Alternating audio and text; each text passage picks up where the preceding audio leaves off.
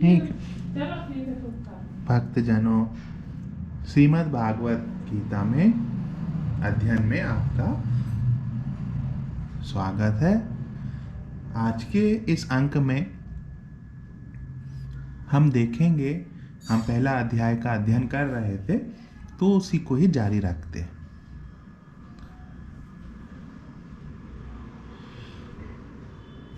श्लोक है, अनंत विजयम राजा कुंती पुत्रो युधिष्ठिरा नकुला सहदेवश्च सुघासमणि पुष्पो कौ। अनंत विजयम राजा कुंती पुत्र युधिष्ठिरा नकुला सहदेवा च सुघोषमणि पुष्प को। राधा राधा राधा। कुंती पुत्र अर्थात कुंती पुत्र, राजा अर्थात राजा, युधिष्ठिरा मतलब युधिष्ठिर ने, अनंत विजयम मतलब अनंत विजय नामक, और नकुला मतलब नकुल, चा मतलब तथा, सहदेवा मतलब सहदेव ने, सुघोष, सुघोष मतलब होता है सुघोष, और मणिपुष्प को मतलब मणिपुष्पक नामक शंख बजाए। देखिए, कुंती पुत्र राजा युधिष्ठिर ने अनंत विजय नामक और नकुल और सहदेव ने सुघोष और मणिपुष्पक नामक शंख बजाए।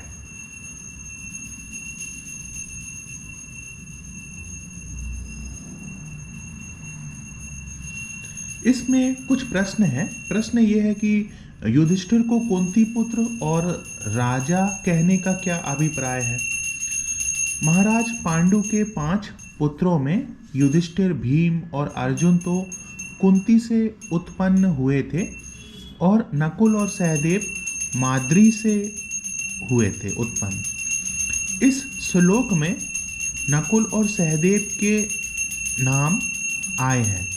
युधिष्ठिर और नकुल सहदेव की माताएं भिन्न भिन्न थीं। इसी बात को जनाने के लिए युधिष्ठिर को कुंती पुत्र कहा गया है, तथा इस समय राज्य भ्रष्ट होने पर भी युधिष्ठिर ने पहले राजसूय यज्ञ में सब राजाओं पर विजय प्राप्त करके चक्रवर्ती साम्राज्य की स्थापना की थी। संजय को विश्वास है कि आगे चलकर वे ही राजा होंगे, और इस समय भी उनके शरीर में समस्त राजचिन्ह वर्तमान हैं, इसीलिए उनको राजा कहा गया है।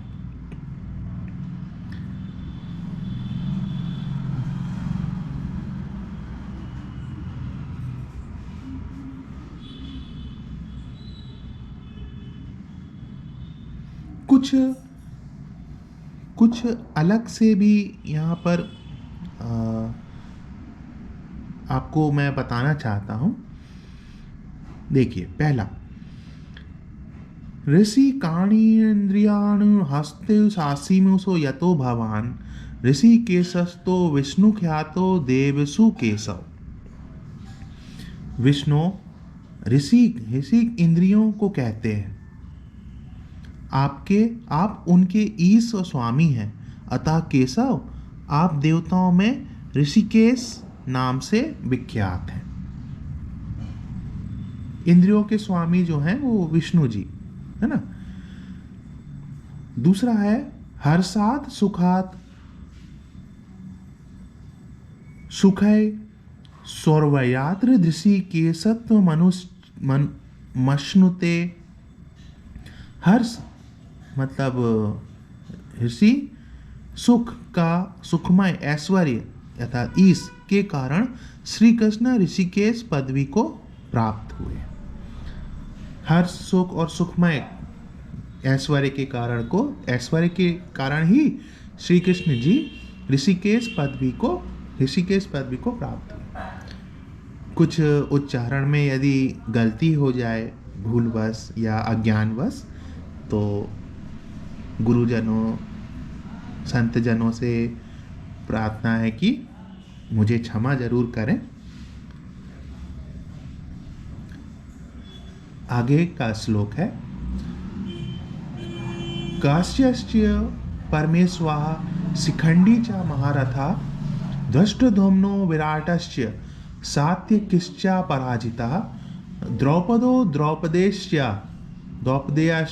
सर्वशः पृथ्वीपते सौभद्रश्च महाबाहु शंखान्धनुं पृथक् पृथक् काश्या च परमेश्वासः शिखंडी च महारथा धृष्टद्युम्न विराटः च सात्यकी च अपराजितः द्रौपदेया च सर्वस्य पृथ्वीपते सौभद्र च महाबाहु शंखाम धनुं पृथक् पृथक्। परमेश्वासा मतलब होता है श्रेष्ठ धनुष वाले, काश्या मतलब होता है काशीराज, चा अर्थात और, महारथा मतलब महारथी, शिखंडी अर्थात शिखंडी, चा मतलब एवं, धृष्टद्युम्ना मतलब धृष्टद्युम्न, चा अर्थात तथा, विराटा मतलब राजा विराट, चा अर्थात और, अपराजिता मतलब अजय, सात्यकी मतलब सात्यकी, द्रौपदा मतलब राजा द्रौपद, चा अर्थात एवं, द्रौपदेया मतलब द्रौपदी के पांचों पुत्र, चा और, महाबाहु मतलब बड़ी भुजा वाले, सौभद्रा मतलब सुभद्रा पुत्र अभिमन्यु, पृथ्वीपते मतलब हे राजन, सर्वसा मतलब सब ओर से, पृथक पृथक मतलब अलग अलग, शंखगान मतलब शंख, ददमुह मतलब बजाए। श्रेष्ठ धनुष वाले काशीराज और महारथी शिखंडी एवं धृष्टद्युम्न तथा राजा विराट और अजय सात्यकी, राजा द्रौपद एवं द्रौपदी के पांचों पुत्र और बड़ी भुजा वाले सुभद्रा पुत्र अभिमन्यु, इन सभी ने हे राजन सब ओर से अलग अलग शंख बजाए। प्रश्न है, काशीराज, धृष्टद्युम्न, विराट, सात्यकी, द्रौपद और द्रौपदी के पांचों पुत्र और अभिमन्यु का तो परिचय पहले प्रासंगिक रूप में मिल चुका है। शिखंडी कौन थे और इनकी उत्पत्ति कैसे हुई थी? उत्तर है, शिखंडी और धृष्टद्युम्न दोनों ही राजा द्रौपद के पुत्र थे। शिखंडी बड़े थे और धृष्टद्युम्न छोटे। पहले जब राजा द्रौपद के कोई संतान नहीं थी, तब उन्होंने संतान के लिए आशुतोष भगवान शंकर की उपासना की थी। भगवान शिव जी के प्रसन्न होने पर राजा ने उनसे संतान की याचना की। तब शिव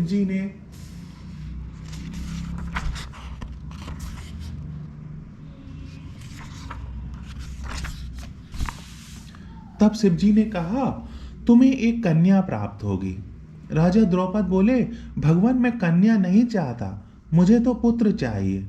इस पर शिव जी ने कहा, वह कन्या ही आगे चलकर पुत्र रूप में परिणत हो जाएगी। इस वरदान के फलस्वरूप राजा द्रौपद के घर कन्या उत्पन्न हुई। राजा को भगवान शिव के वचनों पर पूरा विश्वास था, इसीलिए उन्होंने उसे पुत्र के रूप में प्रसिद्ध किया। रानी ने भी कन्या को सबसे छिपाकर असली बात किसी पर प्रकट नहीं होने दी। उस कन्या का नाम भी मर्दों कासा शिखंडी रखा और उसे राजकुमारों की सी पोशाक पहनाकर यथाक्रम विधि पूर्वक विद्या अध्ययन कराया। समय पर दशाण देश के राजा हिरण्यवर्मा की कन्या से उसका विवाह भी हो गया। हिरण्यवर्मा की कन्या जब ससुराल में आई, तब उसे पता चला कि शिखंडी पुरुष नहीं है, स्त्री है। तब वह बहुत दुखित हुई और उसने सारा हाल अपनी दासियों द्वारा अपने पिता राजा हिरण्यवर्मा को कहला भेजा। राजा हिरण्यवर्मा को द्रौपद पर बड़ा ही क्रोध आया और उसने द्रौपद पर आक्रमण करके उन्हें मारने का निश्चय कर लिया। इस संवाद को पाकर राजा द्रौपद युद्ध से बचने के लिए देवाराधन करने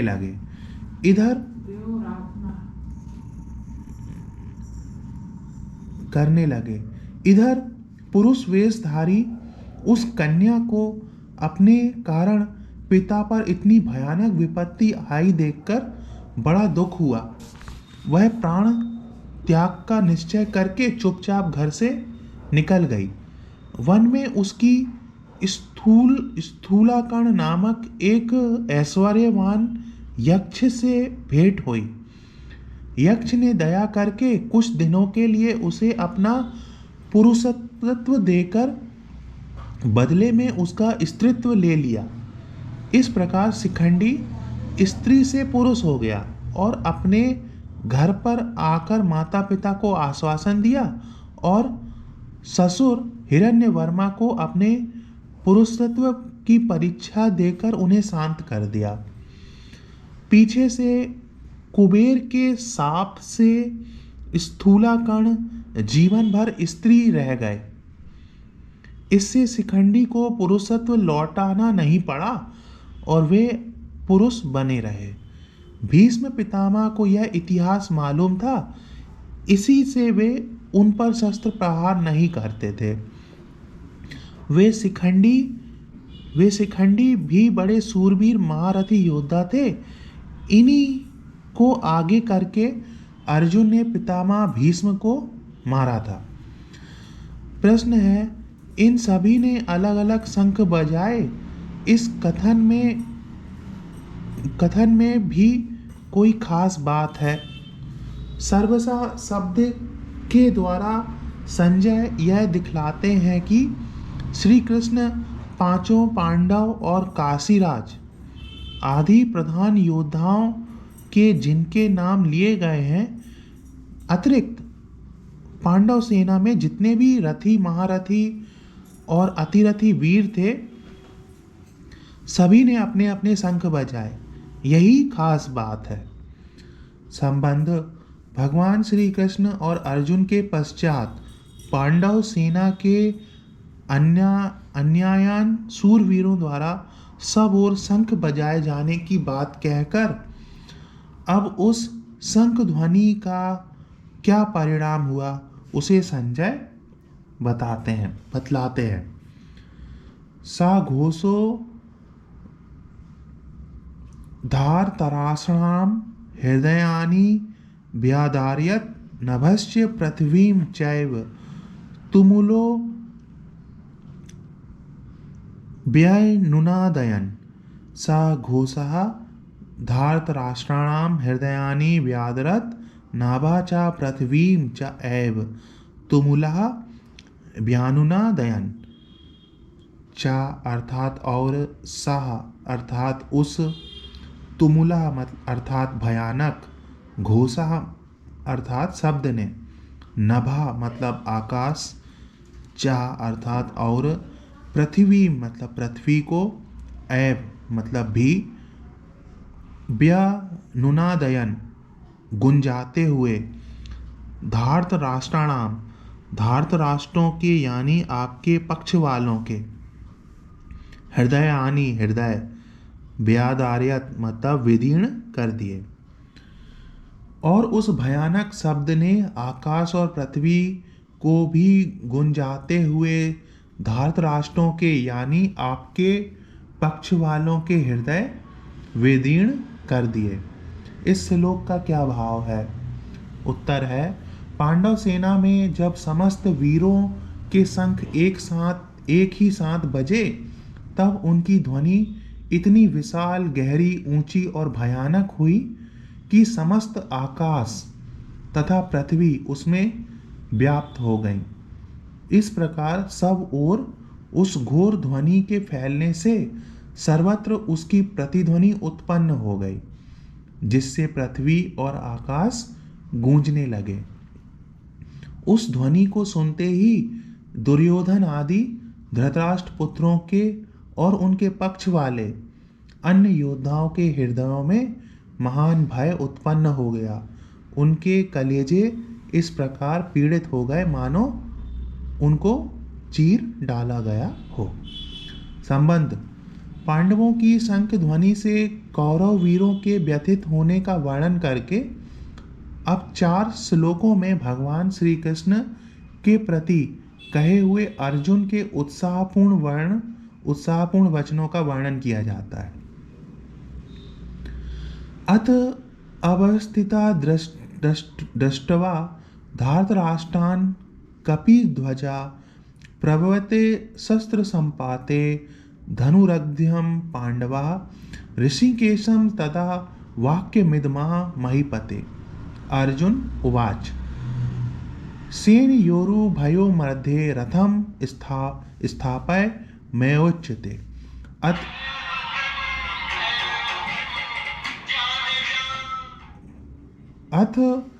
अथ व्यवस्थानं दृष्ट्वा धार्तराष्ट्रान् कपिध्वजा प्रवते शस्त्र संपाते धनु उद्यम पांडवा ऋषिकेशं तदा वाक्यम इदम आ महीपते सेनायो उभयो मध्ये रथम स्थापय मैं अच्युत। महीपते, हे राजन। अथ इसके बाद कपिध्वज पांडवा मतलब अर्जुन ने व्यवस्थान मतलब मोर्चा बांधकर डटे हुए धार्तराष्ट्रान मतलब धृतराष्ट्र संबंधियों को दृष्टवा देखकर तदा उस शस्त्र संपाते शस्त्र चलाने की तैयारी के प्रवते समय धनुष उद्धम्य उठाकर ऋषिकेशम मतलब ऋषिकेश श्री कृष्ण महाराज से इदम यह वाक्यम मतलब वचन आह मतलब कहा अच्युत मतलब हे अच्युत में मेरे रथम मतलब रथ को उभयो मतलब दोनों सेनाओं के मध्य बीच में स्थापय खड़ा कीजिए। हे राजन, इसके बाद कपिध्वज अर्जुन ने मोर्चा बांधकर डटे हुए धृतराष्ट्र संबंधियों को देखकर उस शस्त्र चलने की तैयारी के समय धनुष उठाकर ऋषिकेश श्री कृष्ण महाराज से यह वचन कहा, हे अच्युत, मेरे रथ को दोनों सेनाओं के बीच में खड़ा कीजिए। प्रश्न है, अर्जुन को कपिध्वज क्यों कहा गया? महावीर हनुमान जी भीमसेन को वचन दे चुके थे, इसीलिए वे अर्जुन के रथ की विशाल ध्वजा पर विराजित रहते थे और युद्ध में समय समय पर बड़े जोर से गर्जा करते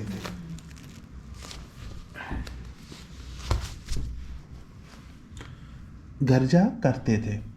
यही बात धृतराष्ट्र को याद दिलाने के लिए संजय ने अर्जुन के लिए कपिध्वज विशेषण का प्रयोग किया है।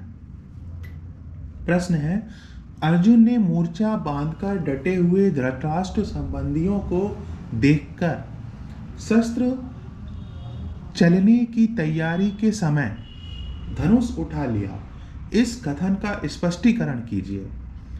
उत्तर है, अर्जुन ने जब यह देखा कि दुर्योधन आदि सब भाई कौरव पक्ष के समस्त योद्धाओं सहित युद्ध के लिए सज धज कर खड़े हैं और शस्त्र प्रहार के लिए बिल्कुल तैयार हैं, तब अर्जुन के मन में भी वीर रस जाग उठा और तथा इन्होंने भी तुरंत अपना गांडीव धनुष उठा लिया। प्रश्न है, संजय ने यहाँ भगवान को पुनः ऋषिकेश क्यों कहा? उत्तर है, भगवान को ऋषिकेश कहकर संजय महाराज धृतराष्ट्र को यह सूचित कर रहे हैं कि इंद्रियों के स्वामी साक्षात परमेश्वर श्री कृष्ण जिन अर्जुन के रथ पर सारथी का काम कर रहे हैं, उनसे युद्ध करके आप लोग विजय की आशा करते हैं। यह कितना बड़ा अज्ञान है। प्रश्न है, अपने रथ को दोनों सेनाओं के बीच में खड़ा करने के लिए अनुरोध करते समय अर्जुन ने भगवान श्री कृष्ण को अच्युत नाम से संबोधन किया। इसका क्या हेतु है? जिसका किसी समय भी पराभव या पतन न हो, अथवा जो अपने स्वरूप, शक्ति और महत्व से सर्वथा और सर्वदा अस्खलित रहे, उसे अच्युत कहते हैं। अर्जुन इस नाम से संबोधित करके भगवान की महत्ता के और उनके स्वरूप के संबंध में अपने ज्ञान को प्रकट करते हैं। वे कहते हैं कि आप रथ हाँक रहे हैं तो क्या हुआ? वस्तुतः आप सदा सर्वदा साक्षात परमेश्वर ही हैं। याव देवता निरीक्ष्याम योद्धु कामना व्यवस्थितान कैमर्या सह योद्धव्यमस्मिन् रण समुद्यमे यावत् एतान निरीक्ष्ये अहम योदध कामान अवस्थितान कै मया सह योद्धव्यम अस्मिन् रण समुद्यमे। यावत मतलब जब तक की, अहम मतलब मैं, अवस्थितान मतलब युद्ध क्षेत्र में डटे हुए, योद्धु कामान मतलब युद्ध के अभिलाषी, एतान इन विपक्षी योद्धाओं को, निरीक्षे भली प्रकार देख लूं, आस्मिन इस, रण समुद्र में युद्ध रूपी व्यापार में, युद्ध रूप व्यापार में, मया मतलब मुझे, कै किन किन के, सह साथ, योद्धव्यम युद्ध करना योग्य है, तब तक उसे खड़ा रखिए। और जब तक कि मैं युद्ध क्षेत्र में डटे हुए युद्ध के अभिलाषी इन विपक्षी योद्धाओं को भली प्रकार देख लूं कि इस युद्ध रूप व्यापार में मुझे किन किन के साथ युद्ध करना योग्य है, तब तक उसे खड़ा रखिए। इस श्लोक का स्पष्टीकरण कीजिए। अर्जुन भगवान श्री कृष्ण से कह रहे हैं कि आप मेरे रथ को दोनों सेनाओं के बीच में ले जाकर ऐसा उपर्युक्त स्थान पर और इतने समय तक खड़ा रखिए जहां से और जितने समय मैं युद्ध के लिए सज धज कर खड़े हुए समस्त योद्धाओं को भली भांति देख सकूं।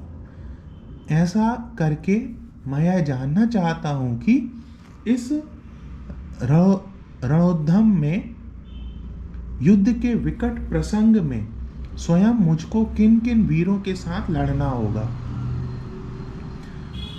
योतस्य माना नवेक्षाहम या एतत्र समागतः धार्तराष्ट्रस्य दुर्युद्धे प्रियचिकीर्षवः योषस्य मानान् अवेक्षे अहम ये एते अत्र समागता धार्तराष्ट्रस्य दुर्बुद्धे युद्धे प्रियचिकीर्षवः।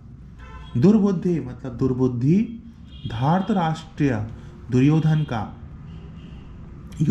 युद्ध में, प्रिय चिकीर्षवः मतलब हित चाहने वाले, ये जो एते ये लोग, ये राजा लोग, अत्र इस सेना में, समागता आए हैं, योष्यामान युद्ध करने वालों को, अहम मैं अवेक्षे देखूंगा।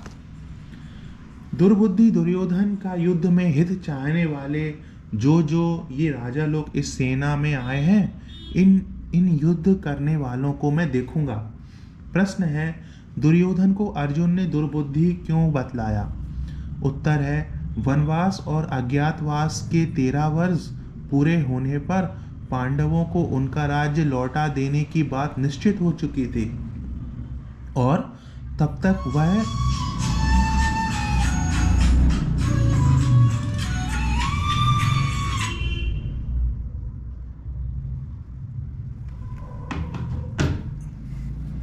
दुर्बुद्धि दुर्योधन का, हाँ, तब तक वह कौरवों के हाथ में धरोहर के रूप में था, परंतु उसे अन्यायपूर्वक हड़प जाने की नीयत से दुर्योधन इससे सर्वथा इनकार कर गए। दुर्योधन ने पांडवों के साथ अब तक और तो अनेकों अन्याय और अत्याचार किए ही थे, परंतु इस बार उनका यह अन्याय तो असह्य ही हो गया। दुर्योधन की इस पाप बुद्धि का स्मरण करके अर्जुन उन्हें दुर्बुद्धि बतला रहे हैं। प्रश्न है, दुर्योधन का युद्ध में हित चाहने वाले जो ये राजा इस सेना में आए हैं, इन इन युद्ध करने वालों को मैं देखूंगा। अर्जुन के इस कथन का क्या अभिप्राय है? उत्तर है, अर्जुन का इसमें यह भाव प्रतीत होता है कि पाप बुद्धि दुर्योधन का अन्याय और अत्याचार सारे जगत में प्रत्यक्ष प्रकट है, तो भी उसका हित करने की इच्छा से उसकी सहायता करने के लिए ये राजा लोग यहाँ इकट्ठा हुए हैं। इससे मालूम होता है कि इनकी भी बुद्धि दुर्योधन की बुद्धि के समान ही दुष्ट हो गई है, तभी तो ये सब अन्याय का खुला समर्थन करने के लिए आकर जुटे हैं और अपनी शान दिखाकर उसकी पीठ ठोक रहे हैं, तथा इस प्रकार उसका हित करने जाकर वास्तव में उसका अहित कर रहे हैं। अपने को बड़ा बलवान मानकर और युद्ध के लिए उत्सुक होकर खड़े हुए इन सबको मैं जरा देखूं तो सही कि ये कौन कौन है, और फिर युद्ध स्थल में भी देखूं कि ये कितने बड़े वीर हैं और इन्हें अन्याय तथा अधर्म का पक्ष लेने का मजा चखाऊं। संबंध है, अर्जुन के इस प्रकार कहने पर भगवान ने क्या किया? अब 2 श्लोकों में संजय उसका वर्णन करते हैं।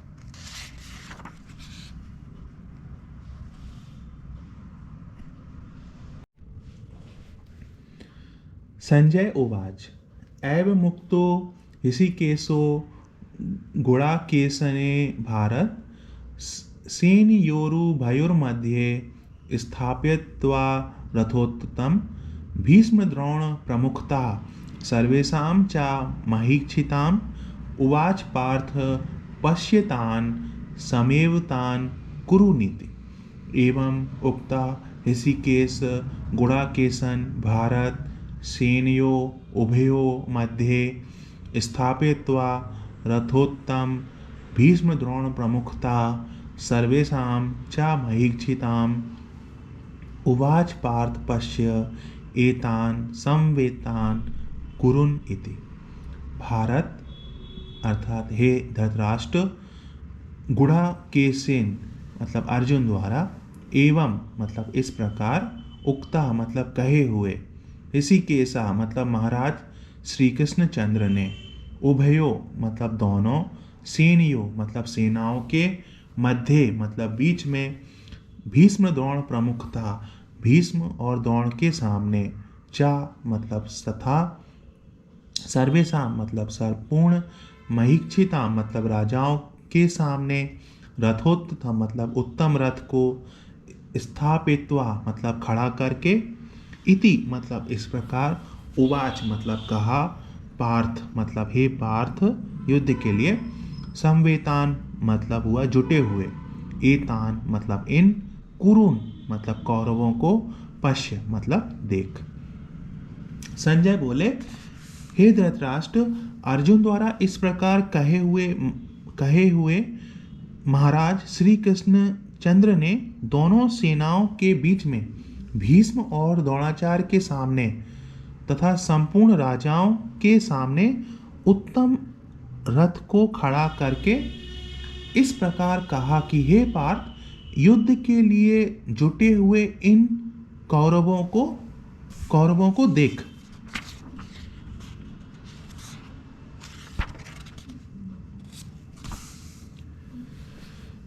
प्रश्न है गुड़ाकेश का क्या अर्थ है और संजय ने अर्जुन को यहाँ गुड़ाकेश क्यों कहा? उत्तर है गुड़ा का निद्रा को कहते हैं, जो नींद को जीतकर उस पर अपना अधिकार कर ले उसे गुड़ाकेश कहते हैं। अर्जुन ने निद्रा जीत ली थी, वे बिना सोए रह सकते थे, नींद उन्हें सताती नहीं थी। आलस्य के वश तो वे कभी होते ही नहीं थे। संजय गुड़ाकेश कहकर यह सूचित कर रहे हैं कि जो अर्जुन सदा इतने सावधान और सजग हैं, उन्हें आपके पुत्र कैसे जीत सकेंगे? प्रश्न है युद्ध के लिए जुटे हुए इन कौरवों को देख भगवान के इस कथन का क्या अभिप्राय है? उत्तर है इससे भगवान ने यह भाव दिखलाया है कि तुमने जो यह कहा था कि जब तक मैं सबको देख ना लूं तब तक रथ वहीं खड़ा रखिएगा, उसके अनुसार मैंने सबके बीच में ऐसी जगह रथ को लाकर खड़ा कर दिया है जहां से तुम सबको भली भांति देख सको। रथ स्थिर भाव से खड़ा है, अब तुम जितनी देर तक चाहो सबको भली भांति देख लो। यहाँ कुरून पश्य अर्थात कौरवों को देखो। इन शब्दों का प्रयोग करके भगवान ने यह भाव भी दिखलाया है कि इस सेना में जितने लोग हैं प्रायः सभी तुम्हारे वंश के तथा आत्मीय स्वजन ही हैं, उनको तुम अच्छी तरह देख लो। भगवान के इसी संकेत ने अर्जुन के अंतःकरण में छिपे हुए कुटुंब स्नेह को प्रकट कर दिया। अर्जुन के मन में बंधु स्नेह से उत्पन्न करुणा जनित कायरता प्रकट करने के लिए ये शब्द मानो बीज रूप हो गए। मालूम होता है कि अर्जुन को निमित्त बनाकर लोक कल्याण करने के लिए स्वयं भगवान ने ही इन शब्दों के द्वारा उनके हृदय में ऐसी भावना उत्पन्न कर दी जिससे उन्होंने युद्ध करने से इनकार कर दिया और फलस्वरूप साक्षात भगवान के मुखारविंद से त्रिलोक पावन दिव्य गीतामृत की ऐसी परम मधुर धारा बह निकली जो अनंत काल तक अनंत जीवों का परम कल्याण करती रहेगी। संबंध है भगवान श्री कृष्ण की आज्ञा सुनकर अर्जुन ने क्या किया, अब उसे बतलाते हैं। तत्रा पश्यस्थिस्थान पार्था पितृनथ पितामहान आचार्यान मातुलान भ्रातान पुत्रान पौत्रान सखिस्तथा सौसुरान सुहद्रश्चैव सेनयोरुभयोरपि तत्र अपश्यत् स्थितान पार्था पितरन् अथ पितामहान आचार्यान मातुलान भ्रात्रान पुत्रान पौत्रान सखीन तथा सौसुरान सुहदा चा एव श्रेणियो उभयो आपी। अथ मतलब इसके बाद, पार्था मतलब प्रथापुत्र अर्जुन ने, तत्र मतलब उन, उभयो दोनों, एव मतलब ही, श्रेणियों सेनाओं में, स्थितान स्थित, पितरन ताऊ चाचों को, पितामहान दादों पर दादों को, आचार्यान गुरुओं को, मातुलान मामाओं को, भ्रातान भाइयों को, पुत्रान पुत्रों को, पौत्रान पौत्रों को, तथा सखीन मित्रों को, स्वसुरान ससुरों को, चा और सुहादरों को, अपि भी अपश्यत देखा। इसके बाद प्रथापुत्र अर्जुन ने उन दोनों ही सेनाओं में स्थित ताऊ चाचों को, दादों परदादों को, गुरुओं को, मामाओं को, भाइयों को, पुत्रों को, पौत्रों को तथा मित्रों को, ससुरों को और सुहदों को भी देखा। इस 1.5 श्लोक का स्पष्टीकरण कीजिए।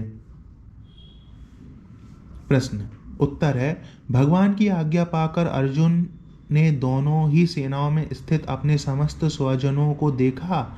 उनमें भूरिश्रवा आदि पिता के भाई, पिता तुल्य पुरुष थे। भीष्म, सोमदत्त और ब्राह्मीक आदि पितामह प्रपितामह थे। द्रोणाचार्य, कृपाचार्य आदि गुरु थे। पुरुजित, कुंती भोज और शल्य आदि मामा थे।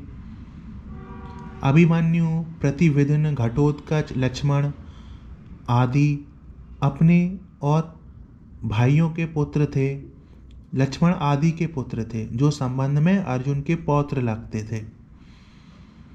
साथ खेले हुए बहुत से मित्र और सखा थे। द्रौपद, सैभ्य आदि ससुर थे और बिना ही किसी हेतु के उसका कल्याण चाहने वाले बहुत से सुहृद थे। संबंध है, इस प्रकार सबको देखने के बाद अर्जुन ने क्या किया उसे बतलाते हैं। इसका अध्ययन और इसका परिचय हम अगले वीडियो में करेंगे। फिलहाल के लिए हम पहले अध्याय के अध्ययन को यहीं पर विराम देते हैं। आगे आने वाले वीडियो में हम यहीं से आगे का अध्ययन जारी रखेंगे। जय श्री राधा, जय श्री राधा, जय श्री राधा।